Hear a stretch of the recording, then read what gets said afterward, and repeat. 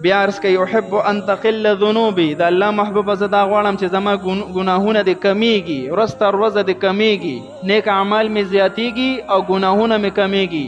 دې دپاره څوک هم نبی علیہ السلام وفرمایل استغفر الله تقل ذنوبک،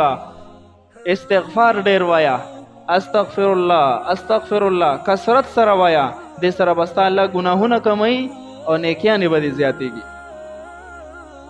حدیث مبارک کې راځي توبه لمن وجد فی صحیفته استغفارا کثیرا،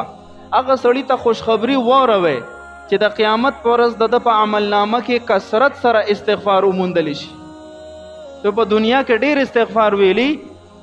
نو ده ته خوشخبری واوروئ د کامیابۍ، د جنت زیری ورته واوروئ چې دا زمونږ او ستاسو خصوصي وظیفه شي. هر ټایم چې مونږ کم از کم استغفر الله استغفر دا خو ویو که نه، یا کم از کم یو خاص عادت مقرر کو چې د ورځې سار ماښام دا مونږ ویو چې دا ذخیره خو جمعی را سره، د ګناهونو ذخیره خو هم ډېره جمع کړه او لګیا یو کوشش کوو چې الله خفه کو هر عمل کې. خو لږ غونده دې طرف ته هم سوچ پکار دی، کو زه لاړم والله کو زما بچي زما دپاره بیا صلات تسبیح مونځ کو په ما پسې روبخي، زما خاندان والا به رسم رواج به ما پسې پوره کی، هغه جمعې او هغه اخترونه او هغه څلوېښتیانې او کلونه به راپسې وکړي، خو هېڅ قسم اجر یې ماته نه رارسي.